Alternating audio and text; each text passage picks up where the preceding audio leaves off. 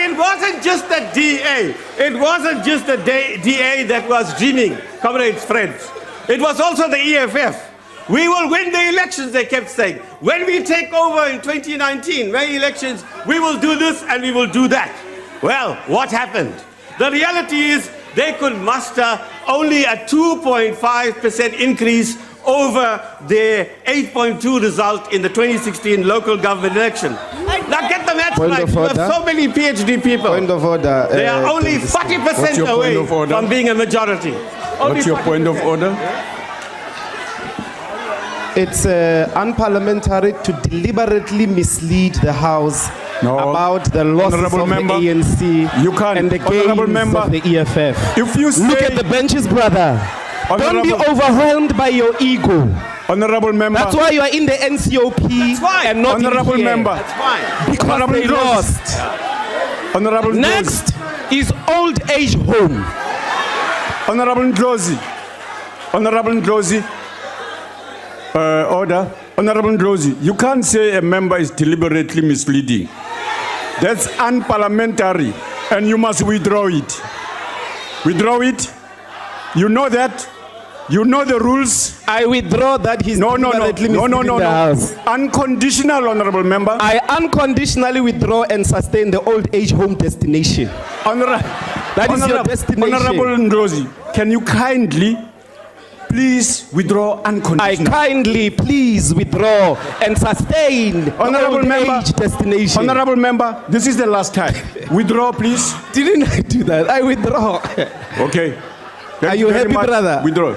Take your seat. Well, go ahead, honorable member. Yeah, it's not an attack on me, it's an attack on the IEC. These are their results, right?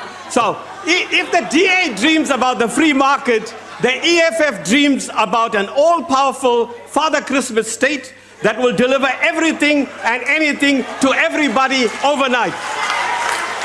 And let me tell you, it's not simple Mao suits of the 1960s they want for all. It's Louis Vuitton red overalls. Nationalize, they say. Nationalize, and hey presto, everything gets solved. Now, this is idealism of the worst sort.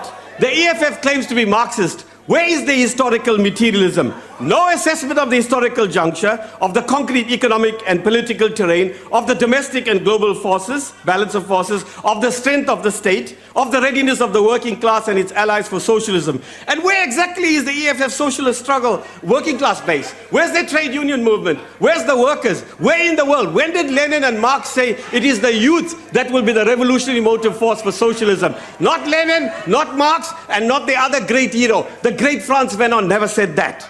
So, why this youth fundamentalism? Everybody over the age beyond Malema's age is a reject, is a hack. Yet they admire China. What's the average age of the Central Committee or the government of China? Point of order. The EFF is voluntarist. The EFF. What's your point of order, honorable member?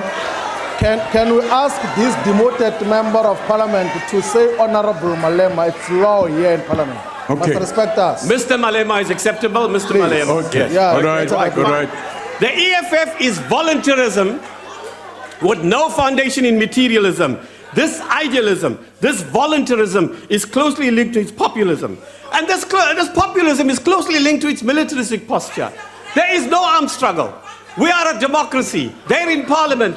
Why do they have as the head a commander-in-chief? Where's the internal democracy? Who is he commanding? Towards what end? No clarity, right?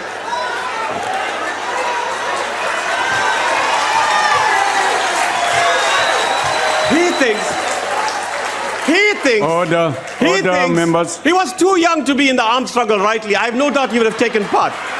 But he thinks that if you fire a rifle in the air at the EFF rally, that makes you a soldier.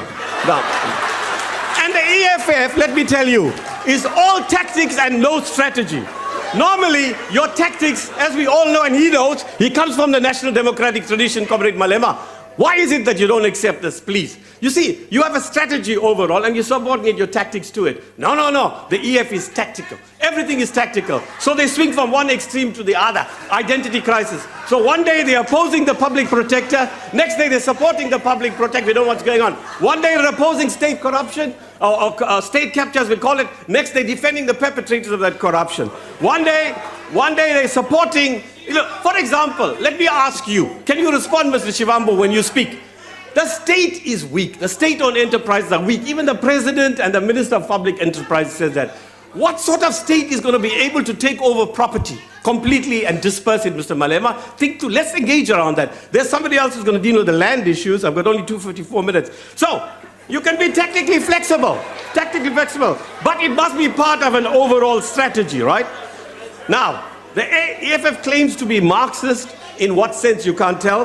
Like the DA, you two parties are the opposite sides of the same coin. Both suffering from an identity crisis. Both don't know where you're going because Mr. Zuma is not here anymore. Now, which is not to say, President, we don't have our own internal problems. It's there. Even the peasants in Outer Mongolia know it, and the frozen citizens of Alaska know it. And we have to do something, Mr. President. You and the Deputy President and the SG, wherever he is, I hope he's listening. Or at least somebody will convey it to him. Now, let me put this to you. We are no. Let me finish. I'm about to finish. You'll be rid of me. Now, look. We're a national liberation movement. We're not a typical party. In a cohesive sense, the DA and EF are meant to be. We are a broad movement of all classes and all strata of the population. And we're in alliance with the Communist Party, mercifully President, and COSATU and SANCO. So it's obvious we can't be ideologically cohesive, Mr. Malema. You know that, in the way you could be and the DA could be. So what's your reason for not being ideologically cohesive? DA, I don't know, you're a party. But you know what? We respect the free market. The president has gone overboard, and the deputy president and the ministers. We believe the free market has a role to play. We are committed to the private sector. We're not frightening them away. It'll be foolhardy and anti-Marxist, even President, the General Secretary of the party in the other capacity, you'll agree. Now, look, we're saying we want a national democratic revolution, advanced, consolidated, and deepened. We want a national democratic society in which there's both the market and the state. That's why we reject some of what they say. Certainly everything they say and some of what they say. The market and the state, right? That's what we want, a cooperative relationship between them. And we are saying we can't do it on our own as the ANC. We need all of you, despite our differences, despite what I've said here, because I was provoked by Ms. Chirwa more than Mr. Malema. Mr. Malema, by the way, no, Mr. Malema, I was going to be very conciliatory, Mr. Malema, because I saw you on TV, and obviously I Googled you because I had to do the sweeping. You are very much more temperate today than you were in the media. But I can see now you put Ms. Chirwa to do the work, right? Now, as I know it, Mr. Malema, Mr. Shivambu, you're a chief whip of your party. As I know it, when I came in 94, a maiden speech, you don't interrupt, but in return, the maiden speaker... Order, Deputy Speaker. I've only got 13 seconds. Order. What's your problem? But you know you're not right. I mean, that's an outrageous thing to say. What I am saying is this. If you do a maiden speech, as I understand it, Deputy Speaker, you have to be temperate and you don't criticize too much in your first speech. Now she did that, which is what was provoked. Honorable Karim, thank you very much. Your time has expired.